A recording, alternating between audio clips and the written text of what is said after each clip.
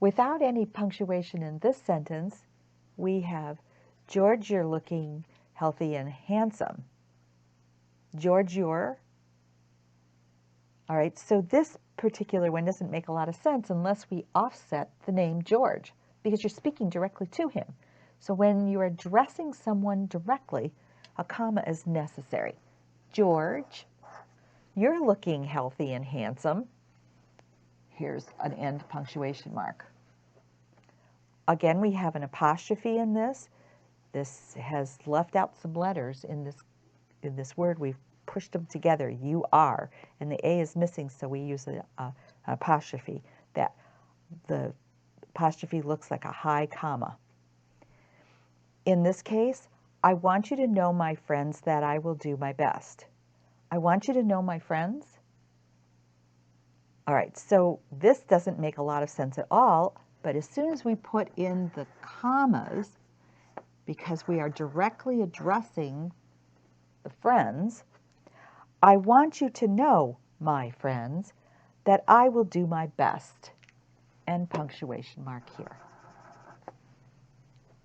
Those road signs are really important to get the complete idea of the sentence, so you're sure you're communicating with your reader. And when you read, those are important road signs for you, so you understand that you are directly addressing George, or that your author is naming the people that he or she is speaking to. Commas are also necessary when there's a listing of several items in a series. Marcel drove down the street, around the corner, and into the garage is actually better read, Marcel drove down the street. Here's a prepositional phrase, down the street, around the corner, and into the garage, with an end punctuation mark there. Marcel drove down the street, around the corner, and into the garage.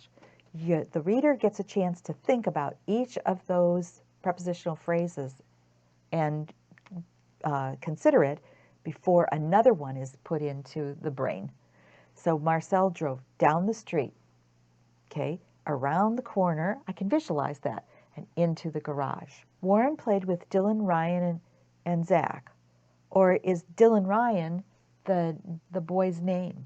Does he use his first and middle name? Or are there two separate boys? Warner played with Dylan, Ryan, and Zach.